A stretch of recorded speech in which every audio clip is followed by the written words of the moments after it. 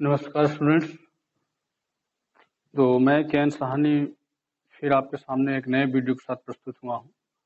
और आज दोस्तों हम लोग फिजिक्स में आगे बढ़ रहे हैं। और आज ये वीडियो और इसके बाद का दोनों वीडियो दोस्तों मैथमेटिकली होगा। दो क्या तीन कह लीजिए। नेक्स्ट जो तीन वीडियो, अभी इसके पहले सारे थ्योरीज आपको समझाया गया था, लेकिन नेक्स्ट आगे आने वाले तीन वीडियोज और मिलेंगे इसको लेकर के। और इन तीनों वीडियोज में और दोस्तों हम लोग मैथमेटिकली सॉल्यूशन चेक करेंगे, ठीक है ना। तो चलिए देखते हैं। इस हेडिंग में हम जानेंगे कि व्यतिकरण में परिणामित तीव्रता कैसे प्राप्त करेंगे, ठीक है। क्योंकि व्यतिकरण की घटना में आप पढ़ चुके हैं कि जब दो समान आवृत्ति वाली तरंगे एक साथ माध्यम में अध्यारोपित होती हैं तो परिणामित तीव्रता उनकी अलग अलग तीव्रताओं से भिन्न होती है। कहीं तीव्रता अधिकतम हो जाती है, कहीं निम्नतम हो जाती है। जहां अधिकतम होती है वो संपोषी व्यतिकरण या कंस्ट्रक्टिव इंटरफेरेंस कहलाता है। जहां न्यूनतम होती है वहां पे विनाशी व्यतिकरण या उसको डिस्ट्रक्टिव इंटरफेरेंस कहते हैं। तो उसी बात को अब यहाँ हम लोग मैथमेटिकली सॉल्व करने जा रहे हैं, ठीक है। तो अभी फिलहाल आप ये फिगर देख रहे हो यंग का डबल स्लिट एक्सपेरिमेंट, जो पिछले वीडियो में आपको मैं बता चुका हूँ। चलो मान लेते हैं कि ये स्लिट S1 है, स्लिट S2 दोनों है। दो यहाँ से प्रकाश तरंगे चल करके दो पार्ट में बटी है। और यहाँ से चलने वाली तरंगे जब पर्दे पर अध्यारोपित होती हैं तो केंद्रीय भाग में हमेशा दीप्त फ्रिंज बनता है, ये बताया जा चुका है। और इसके बाद अदीप्त फ्रिंज, दीप्त फ्रिंज, अदीप्त फ्रिंज, ऐसे चलते चलते मान लो कि S1 S2 से चलने वाली तरंगे पर्दे पर, यहाँ स्क्रीन लिखा हुआ है, इस पर्दे पर बिंदु P पर कोई फ्रिंज बना देती है। अब वो फ्रिंज दीप्त होगा अदीप्त होगा वो मुझे नहीं पता, समझ में आ गई बात ना। वो कोई भी फ्रिंज हो सकता है। तो एक्चुअल में हम लोग इसमें देखें तो ये S1 P से एक तरंग चली है और S2 P से एक दूसरी तरंग चली है। ये दोनों तरंगे चल रही हैं। तो इन दोनों तरंगों के बीच का जब समीकरण हम लोग लिखेंगे, अब जरा ध्यान से देखिएगा।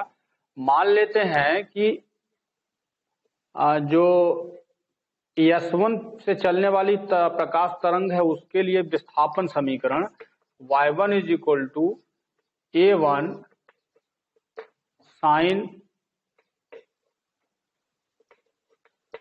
ओमेगा टी माइनस kx है, ठीक है। और इसी तरह से S2 से चलने वाली तरंग का विस्थापन समीकरण y2 is equal to A2 sine omega T minus kx plus phi है। जहां फाई आप जो देख रहे हो दोस्तों, ये फाई इन दोनों के बीच पथांतर या it means path difference is denoted by phi is equal to 2 pi by lambda into X, ठीक है। ये जो फाई है इसको हम लोग फेज डिफरेंस, पाथ नहीं फेज डिफरेंस बोलते हैं, जिसको हम हिंदी में कलांतर कहेंगे। यानी कि S1 से चलने वाली S2 से चलने वाली तरंगों के बीच जो कलांतर है, कला में अंतर, फाई की वैल्यू ये दिखाई गई है। तो फाई की value 2 pi by lambda into x दिखाया गया है, समझ में आया। तो फाई जो है आप देख रहे हो ये फेज डिफरेंस या कलांतर, हिंदी में इसको कलांतर बोलेंगे, इंग्लिश में इसको फेज डिफरेंस कहेंगे। और यक्स यहाँ पथांतर है, हिंदी में पथांतर कहते हैं या इंग्लिश में पाथ डिफरेंस कहेंगे,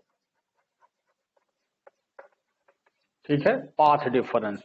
तो इसका सिंबल ये हमारे लिए भी जरूरी होगा कि ये क्या हमें इंडिकेट कर रहा है। फाइव में पाथ ये फेज डिफरेंस है और यक्स जो है पाथ डिफरेंस, यानी इसके और इसके में पाथ डिफरेंस कितना है, ठीक है। तो इस तरह से ये दोनों मिल करके यहाँ पे इंटरफेयर कर रहे एक दूसरे को, जिससे कोई दीप्त या अदीप्त, यानी कि कोई भी यहाँ कंस्ट्रक्टिव इंटरफेरेंस भी हो सकता है, डिस्ट्रक्टिव भी हो सकता है, वो हम डिस्कशन में लेंगे जो भी होना होगा, ठीक है। ये सिंबल आप यहाँ पे समझ लीजिए, पहले इनिशियली आप खुद बताया गया कि क्या क्या इसमें है, ठीक है ना। चलिए अब हम लोग को व्यतिकरण की घटना में जो पढ़े हैं उसको मैथमेटिकली आगे बढ़ा रहे हैं। दोस्तों मैं फिर कह रहा हूं कि इसके पहले के वीडियो जो भी संबंधित वीडियोज हैं वो अच्छे से कवर अप करके इसमें आएंगे, क्योंकि मैथमेटिकल इश्यू है और इसकी एक एक बात समझ में आने के लिए आवश्यक है कि पीछे जो वीडियो दिया है मैंने उसको अच्छे से आप देख करके समझ करके तब इसमें एंट्री करोगे, वरना बार बार मैं वीडियो में आपको हिंट दे रहा हूं कि बीच में घुसोगे पिक्चर का मजा नहीं पाओगे, एक तरफ से देखते आओगे सारी स्टोरी अच्छे से लाइन वाइज मिलेगी आपको। इसलिए बार बार बोला चैनल को सब्सक्राइब करके रखो। मेरे चैनल को सब्सक्राइब नहीं किया है तो अभी तुरंत वीडियो देखते हो सब्सक्राइब पहले करो, आइकॉन बेल या घंटी होगा वो दबा दो, और लाइक, 3 चीजें आपको हर वीडियो में करना है दोस्तों। सब्सक्राइब तो एक ही बार करना है, एक बार करके रख दोगे काम चलता रहेगा आपका, ठीक है ना। तो बात समझ में आ गई कि S1 S2 से चलने वाली तरंगे बिंदु P पर अध्यारोपित होती हैं। S1 से चलने वाली तरंग का विस्थापन समीकरण है और S2 से चलने वाली विस्थापन समीकरण का यहाँ पे A1 मतलब कि इससे जो तरंग चल रही है उसका एम्पलीट्यूड है, आयाम। ओमेगा एंगुलर वेलोसिटी, यही ओमेगा जो आप जानते हो, ओमेगा का मतलब यहाँ मैं कल का बता चुका हूँ 2 पाई n होता है। तो n यहाँ पे क्या है, आवृत्ति है, फ्रीक्वेंसी है, n यहाँ फ्रीक्वेंसी है। और k आप जो देख रही है 2 पाई बाय लैम्डा, इसी को हम लोग k बोलते हैं। ये भी मैं आपको हिंट कर चुका हूँ, ये इसीलिए कह रहे हैं कि ये सब पहले की चीजें हैं जो आपको समझनी चाहिए कि k सब है क्या। और x जो आप देख रहे हो यहाँ पे पाथ डिफरेंस, पाथ डिफरेंस मतलब कि इन दोनों के रास्ते में कितने का अंतर है। एक्चुअल में देखो पाथ डिफरेंस मीन्स यहाँ से अगर हम इस पर परपेंडिकुलर डाल दे दोस्तों, तो इसके रास्ते में इसके रास्ते में जो डिफरेंस आएगा इतना आएगा ना, ये यानी कि S2P माइनस S1P कर देंगे तब ये पॉइंट हमको मिल जाएगा, ये डिफरेंस यानी कि यहाँ से ये डिस्टेंस, इसी को हम पाथ डिफरेंस बोल रहे हैं, ठीक है ना। तो अच्छा ये चीज आप समझ गए होंगे, सारे सिंबल्स मैंने समझा दिया, फाई को बता दिया क्या है। और अब इसका मैथमेटिकल इश्यू जो है, हमें क्या चाहिए कि जब ये तरंगे माध्यम में आगे बढ़ेंगे तो इनका अध्यारोपण होगा, यानी सुपर पोजिशन होगा ना। तो अध्यारोपण में सुपर पोजिशन, इन दोनों का सुपर पोजिशन होगा तो रिजल्टेंट वेव का जो इक्वेशन है, आप नोट्स जब बनाओगे तो लिखते समय बिल्कुल अलर्ट रहोगे कि पर इसके लिए लिखना है पहले कि माना समान आवृत्ति वाली 2 तरंगे जो कि S1 से और S2 से चलती हैं, उनके विस्थापन समीकरण निम्नवत है। इतना लिखने के बाद फिर लिखोगे जहां A1 A2 उनकी क्रमशः उनके आयाम यानी कि एम्पलीट्यूड हैं, और ओमेगा और के बारे में यहाँ मैं बता चुका हूँ, ये आप हिंट दे देना, ठीक है। अब यहाँ लिखोगे कि दोनों तरंगों के अध्यारोपण से, यानी कि it means the principle of superposition resultant displacement y is equal to क्या होता है, y1 प्लस y2, यही बताया गया था ना। तो अब जरा आ जाओ वैल्यू सब्स्टिट्यूट करते हैं। तो A1 sine omega T minus के x plus A2 sine omega T minus के एक्स प्लस 5 मतलब वही फेज डिफरेंस है, कलांतर है दोनों, ठीक है ना। इसके बाद देखो दोस्तों केवल मैथमेटिकल इशू है, बहुत केयरफुली आप यहाँ पे चेक करोगे, टोटल मैथमेटिक्स है यहाँ से। अब इसको चलो फिलहाल मैं अभी छोड़ देता हूं, ऐसे ही इसको छोड़ दिया गया। इसको आप यहां से 2 पार्ट में कर लो, ठीक है। A2 छोड़ दो, जैसे कि साइन A प्लस बी वाले फार्मूले से मैं खोलने जा रहा हूं, तो यहां लिखूंगा sine A into cos B हो गया, plus cos A into sine B. क्योंकि A2 तो दोनों में, बस इसको A मान लेना, इतने सेक्शन को A मान लो, इसको B मान लो। तो साइन A प्लस बी से खोल दो sine A cos B plus cos A sine B, A2 सब में मल्टीप्लाई, तो यहाँ भी रहेगा यहाँ भी रहेगा।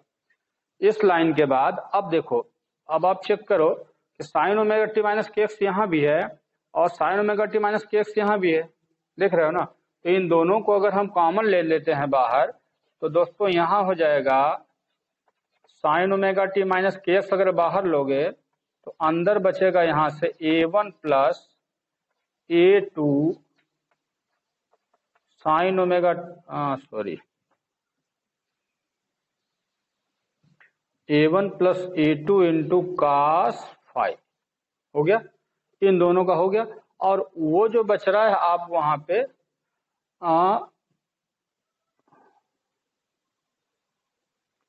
अब यहाँ पे आप cos ओमेगा टी माइनस के एक्स ले लीजिए, तो इसके अंदर जो बचेगा यहाँ पे A2 साइन फाइव। ठीक है। अब देखिए फिर से ध्यान से, अब इसको एक विशेष रूप दिया जाता है, जरा ध्यान दीजिए कि इसको अगर मैं यहाँ पे साइन इतना इंटू इतना, अब जैसे एक एजम्पशन है कि साइन ओमेगा टी माइनस के एक्स इंटू, इसको मैं लिखने जा रहा हूं आर कॉस थीटा, और इसको अगर कॉस ओमेगा टी माइनस के एक्स, और इसको लिख रहा हूं आर साइन थीटा। अभी बताऊंगा यहाँ पे आर थीटा है क्या चीज, बहुत काम की चीज है। तो इतना लिखने के बाद अगर मैं चाहूं इसको तो लिख सकता हूं आर आर, आर आर दोनों में दिख रहा है, आर आप यहां ले लो, और देखो इसके बाद साइन इतना कॉस थीटा प्लस कॉस इतना साइन थीटा, तो ये दोस्तों बन जाएगा साइन ओमेगा टी माइनस के एक्स प्लस थीटा बन गया। समझ में आ गया। और अब यहां पे समझ लीजिए कि एक्चुअल में देखा जाए इस इक्वेशन को, इसको हम अगर इक्वेशन फर्स्ट कंसीडर करें, इसको सेकंड कंसीडर करें, और इसको थर्ड कंसीडर करें, ठीक है, ये थर्ड इक्वेशन है। तो एक्चुअल में देखा जाए तो ये जो y1 है ये भी प्रगामी तरंग का समीकरण है, प्रोग्रेसिव वेव इक्वेशन है, और ये भी प्रोग्रेसिव वेव इक्वेशन है। इन दोनों के बीच का केवल कालांतर फाई लिया गया है। लेकिन एक्चुअल में अगर इसको देखोगे, इसको मिलाओगे, तो ये भी तो उसी के जैसा है ना, तो ये भी एक प्रोग्रेसिव वेव ही है। लेकिन ये दोनों अलग अलग वेव थी, और ये जो है रिजल्टेंट वेव है, परिणामी तरंग है। तो इसका मतलब ये हुआ कि अगर ये परिणामी तरंग है, तो जैसे ये अलग अलग तरंगों का आयाम था, तो ये जो है आज परिणामी तरंग का आयाम हो जाएगा, और जो थीटा है वो परिणामी तरंग के इस इक्वेशन, जो इससे कला में फाई, ये थीटा डिग्री अग्रगामी है। यानी कि इसमें और इस, जैसे कि इसमें कलांतर फाई था, तो अब इसमें और इसमें कलांतर थीटा हो गया। तो अगर ये आयाम यानी कि एम्पलीट्यूड है अलग अलग तरंगों का, तो ये जो एम्पलीट्यूड होगा वो रिजल्टेंट वेव का होगा। समझ में आ गई बात। तो यहां लिखेंगे आप कि वेयर मीन्स जहां, जहां R amplitude of resultant wave,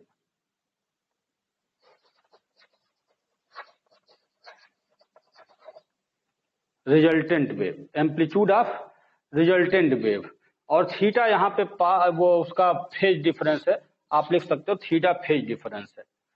और क्योंकि थीटा की जरूरत हमको यहाँ फिलहाल नहीं है, आप लेकिन लिखना जरूर यहाँ पे थीटा इसका इस परिणामी तरंग का जो है ये वो पाथ फेज डिफरेंस है।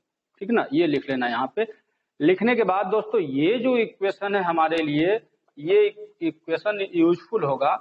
लेकिन अब अगर हम कंपेयर करें, ध्यान से अब देखिएगा यहाँ पे, अगर कंपेयर करें तो यहाँ पे जो आर कॉस थीटा है ये मैंने इसको माना था, और आर साइन थीटा इसको माना था, है ना, इसको यहाँ माना गया है ये, और ये जो ये पूरा सेक्शन था इसको आर कॉस थीटा माना गया है। इतना सेक्शन आप वीडियो को स्टॉप करके आप उतार लेना यहाँ से, ठीक है ना। नोट्स जब बना रहे हो तो इतना पहले वीडियो को यहाँ स्टॉप करके इतना पूरा नोट कर लेना, ठीक है। अच्छा चलो, मान लो नोट करने के बाद फिर से आप रीस्टार्ट करोगे, तो अब हमारे लिए जो इक्वेशंस चाहिए, अब इसको मैं थोड़ा हटाऊंगा, और ये आप याद रखिएगा फेज डिफरेंस का इक्वेशन होता है। ये सब 11th में आपको बताया जा चुका है, फाई इक्वल टू 2 पाई, कलांतर पथांतर में संबंध, ये सब वहां पे आपको समझाया जा चुका है। तो ये फेज डिफरेंस, पाथ डिफरेंस, ये भी बस समझ में आ गया। के क्या है ये भी आपको बताया जा चुका है, ये भी पहले का है। तो ये आप सुरक्षित रखेंगे अपने पास, और मैं इसको यहां से हटाऊंगा, ठीक ना।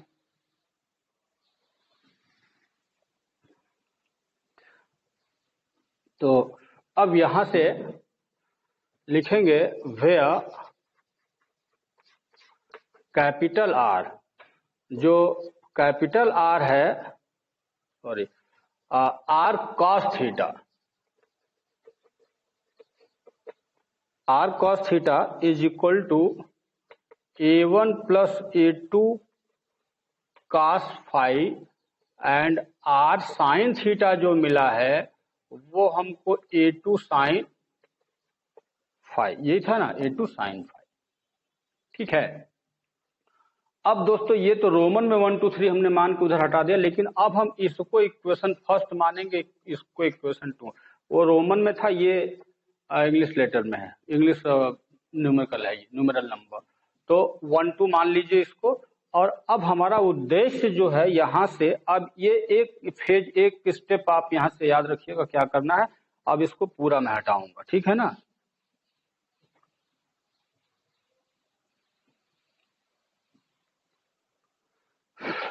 चलिए, अब हमारा देखिए अगला लक्ष्य दोस्तों ये है कि हम निकालेंगे पहले परिणामी एम्पलीट्यूड, यानी रिजल्टेंट एम्पलीट्यूड कैसे निकलेगा वो जरूरत है, और उसी से रिजल्टेंट, हमारा उद्देश्य क्या है, रिजल्टेंट इंटेंसिटी मतलब परिणामी तीव्रता निकालने का ना। देखो कैसे निकलता है। तो सबसे पहले यहाँ पे एक स्टेप लिखेंगे कि resultant amplitude,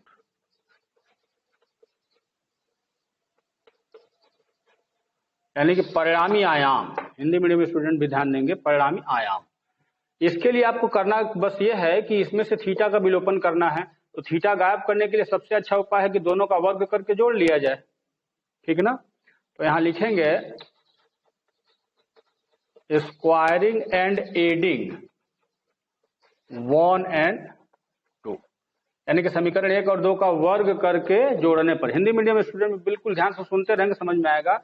squaring and adding equation 1 and 2, यानी समीकरण 1 और 2 का वर्ग करके जोड़ने पर तो क्या आएगा जरा देखो, R square cos square theta, R square sine square theta, and इसका स्क्वायर अगर करोगे तो A1 square plus A2 square cos square phi plus 2A1 A2 cos phi, इसका हो गया वर्ग। इसका भी कर दो यहीं पे, तो A2 square sine square phi, दोनों का वर्ग करके जोड़ दिया गया।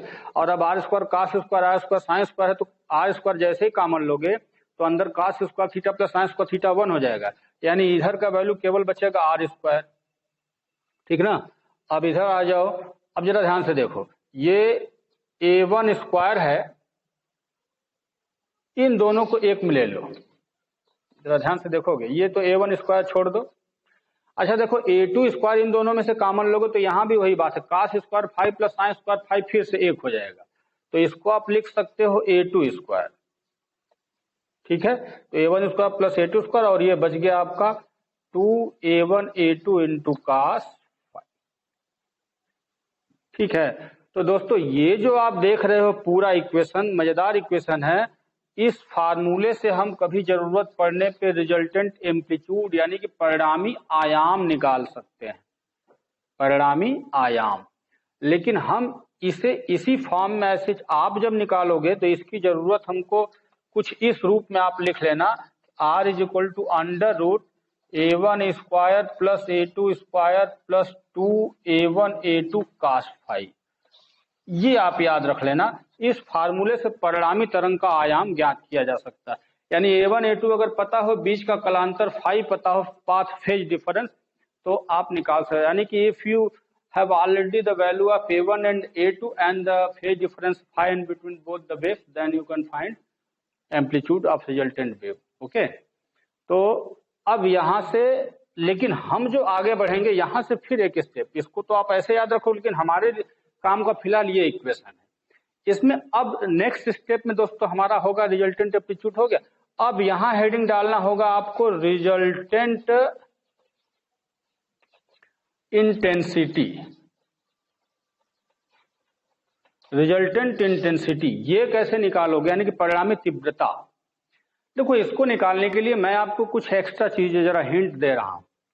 यहां पे लिखोगे कि वी नो दैट, मीन्स हमें ज्ञात है क्या, कि जो इंटेंसिटी यानी कि I is proportional to the square of amplitude, यानी यहां आपको एक लाइन लिखना होगा, हमें ज्ञात है कि तीव्रता आयाम के वर्ग के अनुक्रमानुपाती होता है। ये सब जो मैं स्टेप ले रहा हूँ सब 11th की चीजें हैं। 11th में जो तरंग पढ़े हो उसको अच्छे से आप कवर करोगे, सब उसी में का है, ठीक ना। तो ये जो तीव्रता है वो आयाम के वर्ग के अनुक्रमानुपाती है, ठीक ना। चलो, तो अगर तीव्रता आयाम के वर्ग यानी कि intensity directly proportional to the square of amplitude, ठीक है। तो अच्छा अब ये बताओ कि इसको अगर मैं लिखना चाहूं एम्पलीट्यूड हटा करके प्रोपोर्शनल साइन को, तो के ए स्क्वायर लिख सकता हूं, जहां के जो है प्रोपोर्शनल कांस्टेंट है, के अनुक्रमानुपाती नियतांक। ये स्टेप इसको लिख लेना यहीं पे। लिखने के बाद अब इसका यूज मैं इसमें करने जा रहा हूं, ठीक है ना। ये 1 2 इसको आप मानोगे इक्वेशन थर्ड, ठीक है। और अब लिखेंगे using this in equation third. तो इक्वेशन थर्ड में अगर इसका यूज करोगे तो क्या होने वाला है जरा देखो। यहां पे लिखोगे यूजिंग इन इक्वेशन थर्ड। हाँ, अब जरा देखो क्या करना है आपको। सबसे पहले एक काम करो कि सब में अगर हम के का मल्टीप्लाई कर दे, सब में के का मल्टीप्लाई करने जा रहे हैं, मल्टीप्लाइंग बोथ साइड के। तो यहाँ क्या लिखोगे के आर स्क्वायर, यहाँ पे क्या लिखोगे के ए वन स्क्वायर, यहाँ के ए टू स्क्वायर, और यहाँ पे दोस्तों लिखेंगे 2 अंडर रूट के ए वन, और इसको लिखोगे अंडर रूट के ए टू स्क्वायर भी कर, क्योंकि करड़ी में लेके चले गए ना भैया। ए वन है तो करड़ी में ए वन स्क्वायर लिख सकते हो, करड़ी में के मिलके फिर के, क्योंकि आप के का मल्टीप्लाई करो। केवल लिखने का तरीका जरा ध्यान से देखो कैसे लिखा जा रहा है। आप इसको सॉल्व करोगे तो फिर आपको यही मिल जाएगा, बगल में के दिखेगा। आप करड़ी में के हो गया, A one square A two square बाहर आ जाएगा, तो के ए वन ए टू आप मिल जाएगा आपको। बस लिखने का ढंग से कास फाई आप अलग रहने देना, ठीक है। और अभी अभी आपने देखा कि आई बराबर के स्क्वायर। तो आप जरा सोचो, अच्छा इसको मैं क्या लिख सकता हूँ। ये परिणामी तरंग की तीव्रता हो गई, हो गया ना। आई परिणामी अगर एम्पलीट्यूड है, ये रिजल्टेंट एम्पलीट्यूड है तो रिजल्टेंट इंटेंसिटी होगा। ये पहले वेव का एम्पलीट्यूड है तो पहले वेव की इंटेंसिटी होगी, दूसरे वेव का एम्पलीट्यूड है तो दूसरे वेव की इंटेंसिटी होगी, प्लस 2 अंडर रूट। ये पहले वेव के लिए है तो I1 लिखोगे, दूसरे वेव के लिए है तो I2 लिखोगे, और ये हो जाएगा cos फाई। समझ में आ गया। तो अब जरा दोस्तों ध्यान से देख लो, ये जो आप देख रहे हो ये होगा परिणामी तीव्रता, रिजल्टेंट एम्पलीट्यूड, रिजल्टेंट इंटेंसिटी, और ये आप ले लो इक्वेशन फोर्थ। समझ में आ गया। तो ये जो आप इक्वेशन देख रहे हो, इस इक्वेशन की मदद से रिजल्टेंट वेव का एम्पलीट्यूड निकालना हो तब ये हेल्प करेगा न्यूमेरिकली आपका, और रिजल्टेंट वेव का इंटेंसिटी निकालना होगा तब ये इक्वेशन आपका हेल्प करेगा। इक्वेशन थर्ड और फोर्थ अभी तक इंपॉर्टेंट इक्वेशन से आप इसे संभाल के रखेंगे। और दोस्तों अब फिर से हम यहाँ पे इसको हटाएंगे। अब ये पूरा सेक्शन हम फिर मिटाने जा रहे हैं। और हाँ, अगर आप किसी को नोट जो लोग कर रहे हो भाई, अपना वीडियो स्टॉप करके नोट करते रहेंगे इसको, क्योंकि कुछ स्टूडेंट का कमेंट है कि सर थोड़ा नोट करते समय कुछ सेकंड्स के लिए हट जाएंगे तो हम लोग रोक के नोट कर लेंगे। तो प्लीज आगे अब हम ध्यान देंगे इसका। समझ में आ गया होगा। अब ये अपना नोट कर लीजिएगा। तो अब हमारे लिए जो रिक्वायरमेंट इक्वेशन का जो जरूरत है दोस्तों, ये दोनों इक्वेशंस थर्ड और फोर्थ, इसी की जरूरत। अब हम अभी और आगे बढ़ना, अभी टेंशन नहीं लीजिए, अभी लंबा एक सेक्शन है ये। अब हमारे लिए हाँ बस जरूरत जिसकी है उसको अभी रहने देंगे, बाकी को हटा रहे हैं। चलिए थर्ड फोर्थ हो गया। तो हमारा हेडिंग क्या था व्यतिकरण में परिणामी तीव्रता। तो परिणामी तीव्रता तो निकल गया, परिणामी आयाम भी निकल गया। लेकिन हम इसी हेडिंग में ध्यान दीजिएगा, इसी हेडिंग में परिणामी तीव्रता आयाम निकाल लिए हैं, लेकिन हम जो आगे बढ़ेंगे ध्यान से देखिएगा दोस्तों कि कंस्ट्रक्टिव और डिस्ट्रक्टिव इंटरफेरेंस का केस हम लेने जा रहे हैं, यानी कि संपोषी और विनाशी व्यतिकरण की स्थितियां। यानी कि यहीं पे फिर एक हेडिंग डालेंगे, हिंदी मीडियम स्टूडेंट हेडिंग डालेंगे संपोषी एवं विनाशी व्यतिकरण की स्थितियां, और इंग्लिश में उसको लिखोगे पोजीशंस ऑफ ब्राइट फ्रिंजेज। तो पहले हम मतलब कि दीप्त फ्रिंज की स्थितियां पहला हेडिंग होगा, ठीक ना। उस स्थिति में आयाम में भी ये सब क्या होगा, इन्हीं दोनों पे डिस्कशन चलेगा। तो एक बार पहले हम ब्राइट फ्रिंज के लिए डिस्कशन करेंगे, उसके बाद फिर डार्क फ्रिंज के लिए डिस्कशन कर लेंगे कि उसका क्या सिचुएशन, उसका क्या पोजीशन मिलने वाला, ठीक ना। चलिए, तो अब इसको यहां से ये इक्वेशन लेकिन मेरे लिए जरूरी होगा, तो कहीं सेफ मोड में रखना होगा। चलिए इधर डाल देते हैं।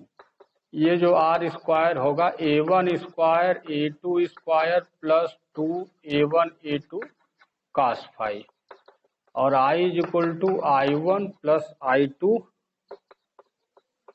Plus 2I1 I2 cos phi. ये वाला जो था दोस्तों ये थर्ड इक्वेशन था और ये फोर्थ इक्वेशन था, ये साइड में मैंने रख लिया है। अब हमारे थोड़ा पर्याप्त जगह मिल जाएगा क्योंकि पूरा मैथमेटिकल डिस्क्रिप्शन सब डिटेल है इसका। हाँ, तो चलिए पहली स्थिति पोजीशन ऑफ ब्राइट फ्रिंज, दीप्त फ्रिंज कब कब बनेगा, कैसे बनेगा, उसी का पूरा शर्त का डिस्कशन हम लोग करने जा रहे हैं। अच्छा चलिए आप बताइए कि ब्राइट फ्रिंज होने के लिए दीप्त फ्रिंज कहां बनेगा, इसी को कहा गया था संपोषी व्यतिकरण। संपोषी व्यतिकरण में कंस्ट्रक्टिव इंटरफेरेंस, तो इसीलिए मैंने लिखा पोजीशन ऑफ ब्राइट फ्रिंज, या इसको कह सकते हो पोजीशन ऑफ कंस्ट्रक्टिव इंटरफेरेंस। आप इसको construction of position of constructive interference भी हेडिंग डाल सकते हो। अच्छा चलिए अब जरा ध्यान से देखिए कि दीप्त फ्रिंज या कंस्ट्रक्टिव इंटरफेरेंस के कंडीशन में कब होगा, जब आई मैक्सिमम होगा। तो यहां लिखेंगे फॉर आई मैक्सिमम, भैया आई मैक्सिमम होगा तभी ना कंस्ट्रक्टिव इंटरफेरेंस बनेगा, संपोषी व्यतिकरण आई मैक्सिमम होना चाहिए। लेकिन आपके पास जरा देखिए इक्वेशन 1, फॉर आई मैक्सिमम, यहां लिखेंगे फ्रॉम इक्वेशन 4 क्या हमें बता रहा है, आई अगर मैक्सिमम होना है तो भैया कास फाई को मैक्सिमम होना चाहिए। तो from equation 4 cos phi is equal to +1, यही मैक्सिमम वैल्यू होती है कास फाई की। कास फाई की मैक्सिमम वैल्यू जब होगी तो आई मैक्सिमम हो जाएगा उस समय। तो कास फाई को मैक्सिमम यानी कि 1 होना चाहिए, लेकिन कास फाई की वैल्यू 1 होने के लिए जो फाई की वैल्यू होनी चाहिए वो 0, 2 पाई, 3 पाई, 4 पाई एंड सो ऑन ये होना चाहिए। यानी कि कास का मान कब कब 1 होता है, क्योंकि कास ग्राफ ऐसे ऐसे चलता है, आप ध्यान दीजिए। और ये सारे +1 यही सब पॉइंट है। तो 0 डिग्री पे फिर यहां पे देखेंगे तो आएगा 1 पाई, 2 पाई, फिर 3, 4 पाई, सॉरी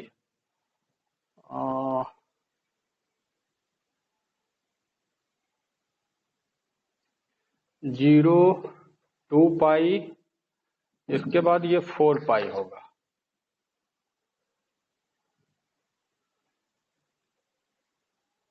+1 होने के लिए 0, 1 पाई, 2 पाई, 3 पाई, 4 पाई, हाँ, फिर ये 6 पाई, ऐसे मिलेगा। तो ये समझ रहे हो ना क्या, मतलब कब कब कास +1 कब कब होता है, यहाँ होगा, यहाँ ये सब +1 वाले पॉइंट है। तो यहाँ भैया यहाँ से यहाँ तक आने के लिए ये तय है कि +1 तक आने के लिए 360 का चेंजिंग, फिर 360 2 पाई आप ऐड करते, सबकी वैल्यू +1 होगी। और इसी को हम चाहें तो लिख सकते हैं कि 2m पाई, समझ में आ रहा है। 2m पाई का मतलब अगर m की वैल्यू 0, 1, 2, 3 ऐसे रखोगे तो ये फाई की वैल्यू, ये बहुत ही इंपॉर्टेंट रिजल्ट है दोस्तों। इसका मतलब ये कह रहा है कि अगर m की वैल्यू हम 0 रखेंगे, अब जरा बहुत ध्यान से इसका डिस्कशन देखिए, व्यतिकरण से संबंधित जितने टेढ़े मेढ़े प्रश्न आपको मिलेंगे सबका जवाब देने के लिए कुछ जो ये सब लिखे जा रहे हैं ना, बहुत केयरफुल्ली आपको पढ़ना पड़ेगा, वरना आप फंसेंगे क्वेश्चन में तो फिर चिल्लाएंगे। और जितना मजे में इसको पढ़ लेंगे क्वेश्चन उतना ही मजे में कर पाएंगे। तो इसलिए बहुत सावधानी यहाँ रखिएगा कि क्या ये हो रहा है। भैया आई मैक्सिमम होना चाहिए संपोषी व्यतिकरण के लिए, यानी कंस्ट्रक्टिव इंटरफेरेंस के लिए, और आई मैक्सिमम तब होगा जब कास फाई मैक्सिमम होगा। और कास फाई मैक्सिमम कितना होता है, +1, अब cos फाई प्लस 1 कब कब होगा, 0 2 पाई 4 पाई 6 पाई यहाँ होगा, और इसको सूत्र में ढालोगे तो 2m पाई बना दिया गया, छोटा कर दिया गया, मतलब m की वैल्यू 0 1 2 3 0 भरोगे, यहाँ पे देखो m की वैल्यू 0 भरोगे तो फाई की वैल्यू 0। इसका मतलब कि दीप्त फ्रिंज कब मिलेगा, जब फाई का मान 0, मतलब कि इन दोनों के बीच पथ कलांतर हो ही ना, फेज डिफरेंस 0 हो, तो इसका मतलब ये यहाँ मिलेंगे। अगर फेज डिफरेंस 0 होगा तो यहाँ मिलेंगे, और यहाँ हमेशा इसीलिए कहा गया था, क्या कहा गया था, हमेशा दीप्त फ्रिंज बनता है। आपको इससे पहले खाली बग दिया था मैंने ना, लेकिन यहाँ उसको मैथमेटिकली दिखाया जा रहा है कि हमेशा दीप्त फ्रिंज बनता है सेंटर में, क्योंकि यहाँ फेज डिफरेंस 0। लेकिन अब अगला दीप्त फ्रिंज चाहिए तो m की वैल्यू 1 रखो, 1 रखते ही तो 2 पाई हो जाएगा, यानी कि ये अगला दीप्त फ्रिंज यहाँ बनेगा। यानी कि जब इन दोनों के बीच फेज डिफरेंस 2 पाई का होगा तब भी दीप्त फ्रिंज बनेगा, इन दोनों के बीच फेज डिफरेंस 4 पाई का होगा तब भी दीप्त फ्रिंज। लेकिन पहली दीप्त फ्रिंज के लिए यहाँ जैसे कि ये पहली दीप्त फ्रिंज होगी, फिर अगली दीप्त फ्रिंज ये दोनों के लिए ये है, अगली दीप्त फ्रिंज है, फिर ये अगली दीप्त फ्रिंज है ऐसे, और इन ब्राइट के बीच में हमेशा डार्क डार्क, इसी के बीच में ये डार्क डार्क डार्क, ये सब डार्क फ्रिंज है, ये सब डार्क फ्रिंज है, अभी बताएंगे इसके लिए भी। लेकिन दीप्त फ्रिंज है, उसके बाद अगला दीप्त फ्रिंज कब मिलेगा, अगला कब मिलेगा, तीसरा। जैसे कोई पूछे चौथा दीप्त फ्रिंज बनने के लिए पहला दूसरा चौथा दीप्त फ्रिंज बनने के लिए कलांतर कितना होना चाहिए, तो आप याद रखो 6 पाई। चौथा का मतलब आपको 3 रखना पड़ेगा। पहला ये केंद्रीय दीप्त फ्रिंज है, पहला दीप्त फ्रिंज, दूसरा तीसरा ये दीप्त फ्रिंज है, तो सॉरी केंद्रीय दीप्त फ्रिंज है ये, फिर पहला दूसरा तीसरा, केंद्र से ये तीसरा दीप्त फ्रिंज है, तो तीसरे के लिए 3 दूना 6 आ जाएगा। तो यही से बताया जाता है, इसका सोर्स में बता देना, बाकी अपना क्वेश्चन जब मिलेगा तो इसमें आप अपना ढूंढिएगा, ठीक ना। तो ये फाई की वैल्यू हो गई। तो ये कंस्ट्रक्टिव इंटरफेरेंस कब बनेगा, जब फाई की वैल्यू 2m पाई होगी। लेकिन अब देखते हैं कि ये तो फेज डिफरेंस हो गया ना, फेज डिफरेंस, इन दोनों के बीच फेज डिफरेंस हो गया, ये फेज डिफरेंस हो गया। लेकिन पाथ डिफरेंस भी यहां से निकाल सकते हैं, पाथ डिफरेंस, यानी ब्राइट फ्रिंज के कंडीशन में देखा जाए पाथ डिफरेंस क्या होगा, यानी कि पथांतर, हिंदी में क्या बोलते हैं इसको, दोनों के बीच पथांतर कितना होना चाहिए। तो पथांतर होने के लिए अभी अभी फार्मूला आप देखे हो दोस्तों, phi is equal to 2 pi by lambda into X था, तो इसको सॉल्व करोगे तो एक्स की वैल्यू लैम्डा बट्टे 2 पाई इंटू फाई होता है ना। अब एक काम करो कि आप फाई की वैल्यू यहां से भर लो, तो कितना हो जाएगा 2m पाई, तो 2 पाई से 2 पाई कैंसिल, तो m लैम्डा आ गया। दोस्तों ये भी बड़ा मजेदार रिजल्ट है, ये कलांतर का सूत्र होगा और ये पथांतर का सूत्र है, और m की वैल्यू वही रहेगी 0 1 2 3 एंड सो ऑन। और ये जान लेना कि इस सेक्शन को बहुत ही मन से पकड़ के रखना, वरना बहुत सारी चीजें आप पल्ले नहीं पड़ेगा क्या पढ़ रहे हो। अब बहुत दिमाग में धसा करके इन दोनों बातों को अच्छे से मैच कर लेना, यानी कि जो दोनों तरंगे चल रही हैं, दीप्त फ्रिंज बनने के लिए क्या क्या शर्त है, तो दोनों के बीच दीप्त फ्रिंज कब कब बनेगा वो उसकी शर्त बता रहा है। ये कलांतर इतना होना चाहिए, और दोनों के बीच पथांतर इस सूत्र से निकालना पड़ेगा, यानी कि दोनों के बीच पथांतर जो है लैम्डा 0 रखो, पहले 0, फिर lambda 2 lambda 3 lambda 4 lambda 5 lambda 6 lambda, ये इसका पथांतर शो कर रहा है।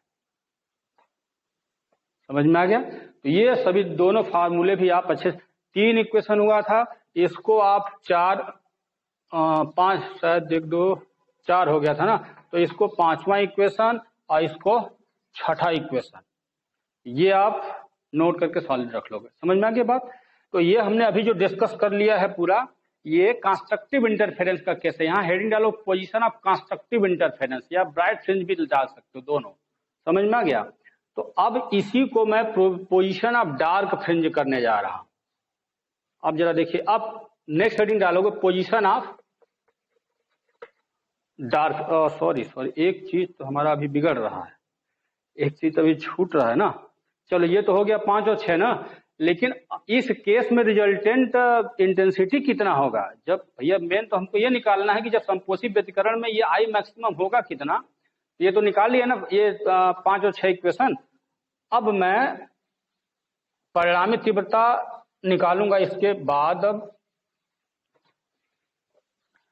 चलो, अब आई मैक्स की वैल्यू जरा देखी जाए कि होगी कितनी। ये इक्वेशन 4, या तो पहले इक्वेशन 3 से आर मैक्स निकाल लेते हैं।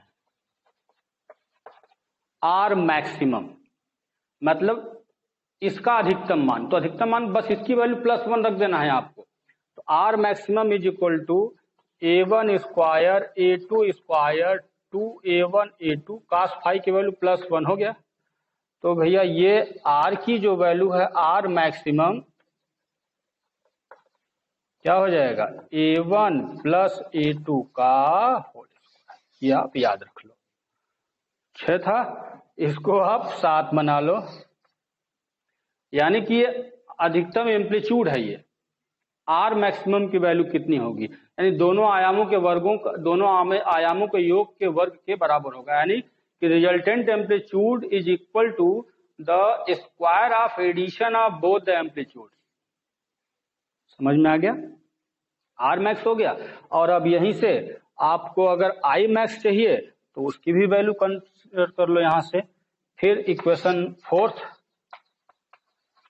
गिव्स, इक्वेशन 4 से क्या मिलेगा, अब आई मैक्स अगर चाहिए तो आई मैक्स की वैल्यू कितनी हो गई, फिर से देखो I1 I2 और ये दोस्तों 2 I1 I2 और ये हो जाएगा +1, क्योंकि +1 रखना, मैक्सिमम जैसे लिखोगे वहां +1 भर दो।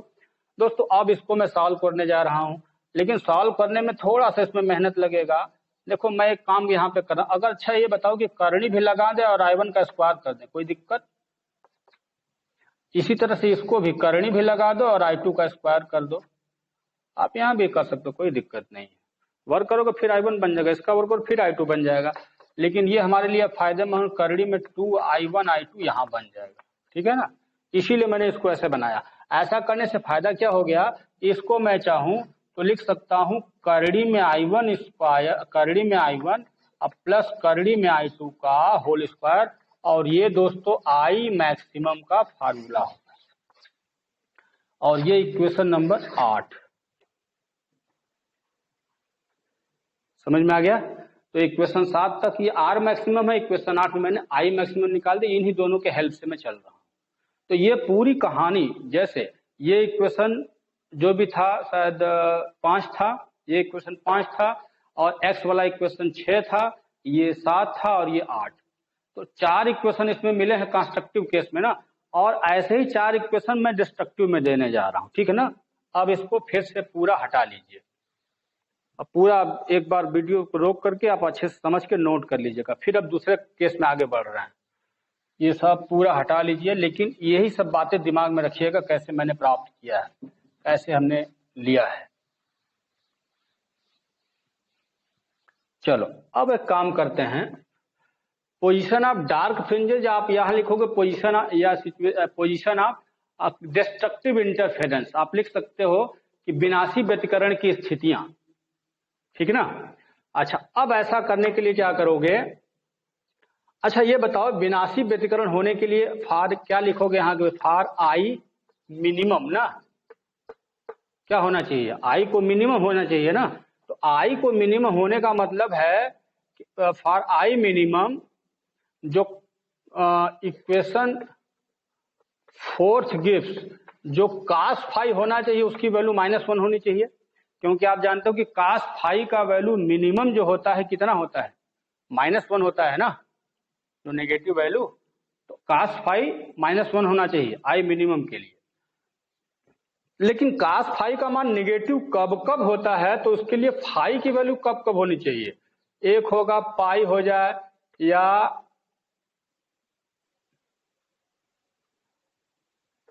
3 पाई हो जाए, या 5 पाई हो जाए, या 7 पाई हो जाए। इन स्थितियों में cos नेगेटिव होता है। अभी भी मैंने ग्राफ बनाया था, आप चाहो तो ऐसे समझ सकते हो कि कैसे नेगेटिव को पकड़ते हो आप। ये देखो ये सब नेगेटिव वैल्यू, ये -1 ये सब की। तो यहाँ से 1 पाई है, फिर 2, फिर यहाँ 3 पाई, ऐसे चलेगा 1 पाई 2 पाई 3 पाई, तो 1 3 5 7 ऐसे चलेगा। तो ये इन कंडीशंस में ये विनाशी व्यतिकरण के लिए ध्यान रखिएगा कि विनाशी व्यतिकरण होने के लिए कलांतर फाई का मान पाई 3 पाई 5 पाई 7 पाई ऐसे होना चाहिए, ठीक ना। या इसको मैं लिखूंगा फार्मूले में तो 2m माइनस 1 पाई लिखा जा सकता है।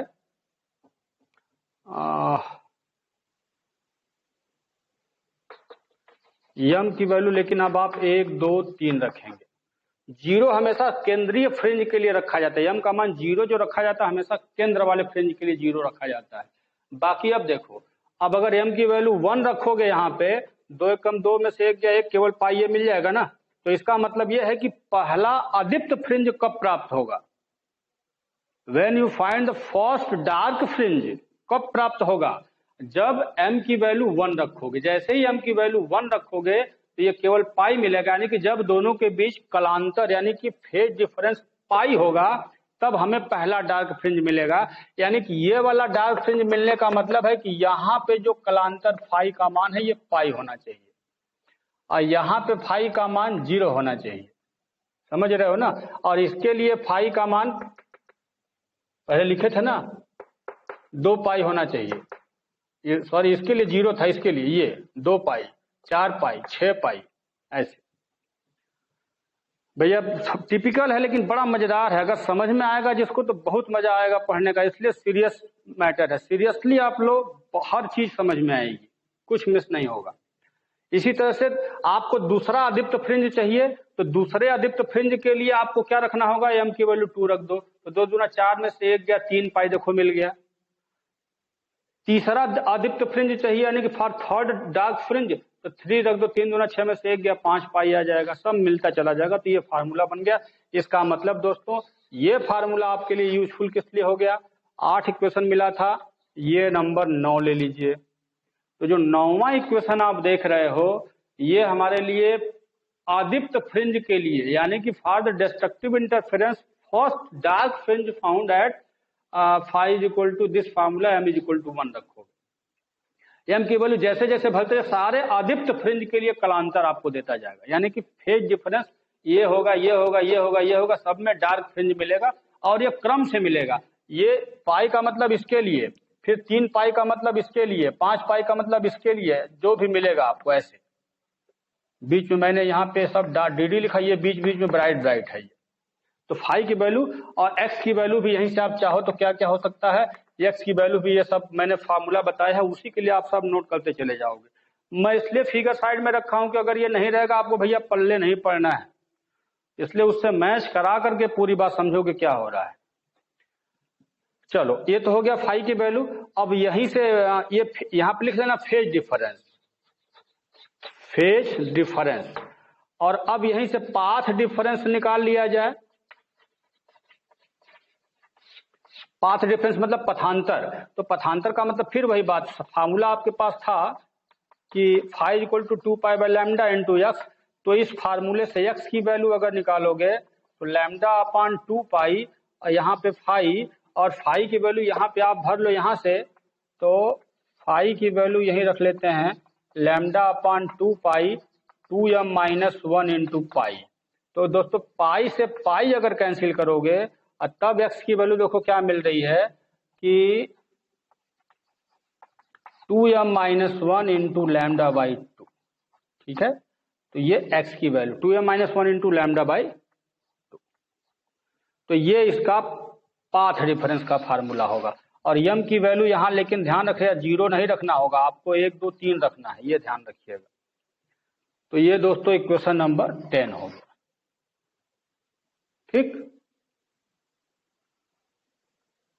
ठीक है। तो ये 9 और 10 हो गया। ये फेज डिफरेंस के लिए है, मतलब कि अदीप्त फ्रिंज की स्थिति में फेज डिफरेंस, और ये अदीप्त फ्रिंज की स्थिति में पाथ डिफरेंस। समझ में आ गया। और अब चलते हैं फिर से वही आर मिनिमम और आई मिनिमम निकाल लेते हैं, ठीक ना। तो अब इसको अपना नोट कर लीजिएगा दोस्तों, वीडियो को रोक करके अपना नोट कर लेना सब जैसे जैसे बता रहे हैं।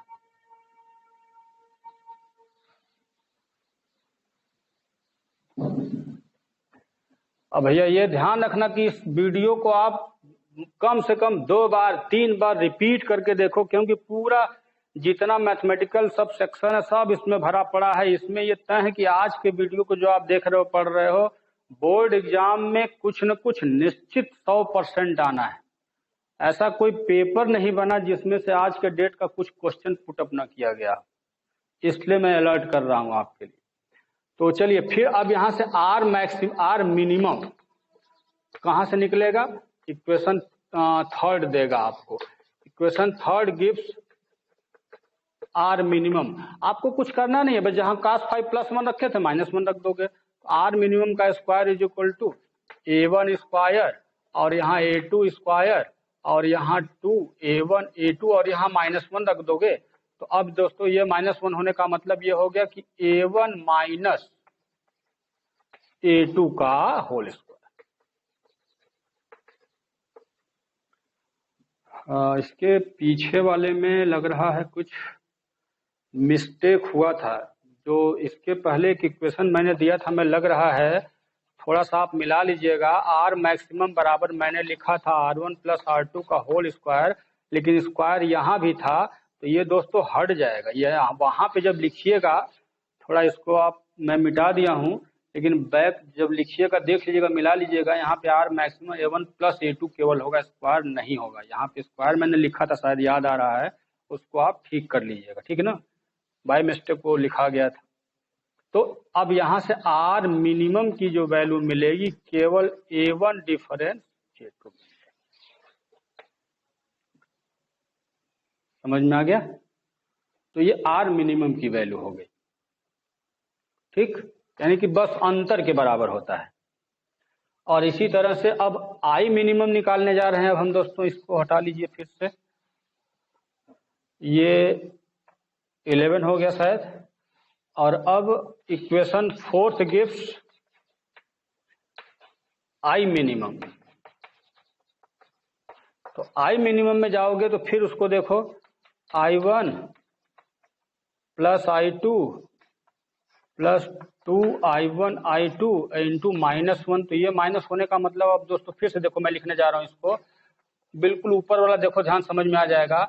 I1 स्क्वायर और ये I2 स्क्वायर और ये -2 √I1 और √I2।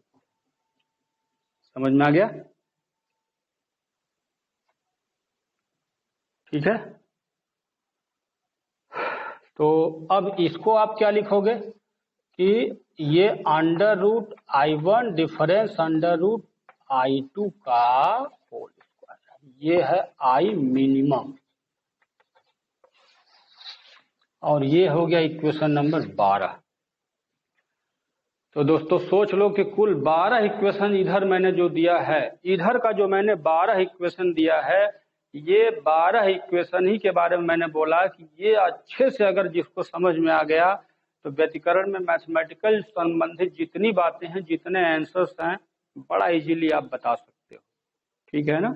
तो ये सारी बातें समझ में आ गई होंगी। और अब आप इसके बाद रिमार्क में लिख लेना, फार्मूला एक अपने से बना के लिख सकते हो। ये सब समीकरण मैंने ऊपर दिया है। अगर आप देखो आर मैक्सिमम और आर मिनिमम का अनुपात अगर देखोगे तो ये हो जाएगा A1 + A2 और ये A1 - A2। माइनस को हम ऐसे क्यों लिखते हैं, समझ में आ रहा है? ये डिफरेंस का फार्मूला है, क्योंकि देखो वर्ग जब ऊपर बैठा हो तो चाहे A1 - A2 लिखो, चाहे A2 - A1 लिखो, कोई फर्क नहीं पड़ता, वर्ग बैठा था, तो इसलिए ये डिफरेंस साइन लग जाता। मतलब बड़े में से छोटा घटाना है, बस अंतर के बराबर होता है। आर मैक्स बटे आर मिन की वैल्यू ये है।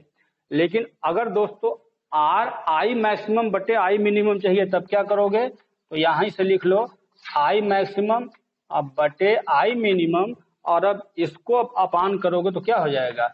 √I1 + √I2 का होल स्क्वायर अपान √I1 और डिफरेंस √I2 का होल स्क्वायर। तो ये दोस्तों आई मैक्स और आई मिन के बारे में है। लेकिन अगर आई मैक्स आई मिन की वैल्यू अगर इसके फॉर्म में देना हो, A1 A2 के फॉर्म में, तो कुछ करना नहीं है। देखो आपको क्या करना है, अच्छा ये बताओ, I1 के जगह आप चाहोगे तो KA1 स्क्वायर कर सकते हो ना, KA1 स्क्वायर। KA1 स्क्वायर बाहर निकालोगे तो करड़ी में KA1 आ जाएगा, करड़ी में KA1 आएगा ना। तो करड़ी में KA1 का मतलब इसको मैं चाहूं तो लिख सकता हूं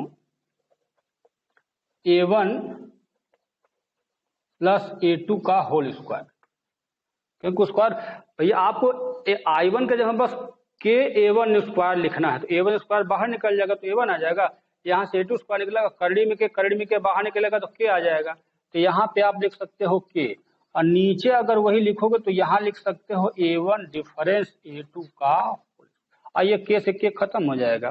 तो ये भी इक्वेशन आपके लिए काम का होगा। अब जितना रिलेशनशिप है, फिर देखो 12 के बाद इसको 13, इसको 14 और इसका बराबर इतना, ये 15, तो टोटल 15 इक्वेशन हो गए दोस्तों। ये मैंने टोटल सबमिट किया हुआ है।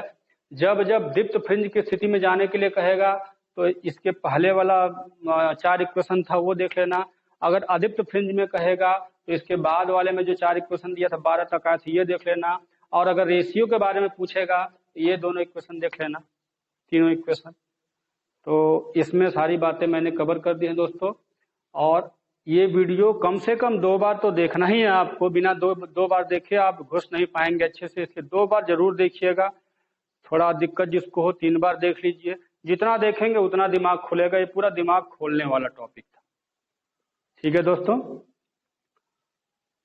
तो यहाँ तक आप कवर कर लीजिएगा, और अब नेक्स्ट वीडियो में हम मिलेंगे दोस्तों, तो उसमें हम फ्रिंज की चौड़ाई नापने के बारे में, वो भी एक अच्छा टॉपिक है, वो जानेंगे, वो भी एक अच्छा टॉपिक है दोस्तों। अब हम फिर मिलेंगे नेक्स्ट वीडियो के लिए, तब तक आप इस वीडियो को अच्छे से देख करके पढ़ लीजिएगा, नोट्स बना लीजिएगा।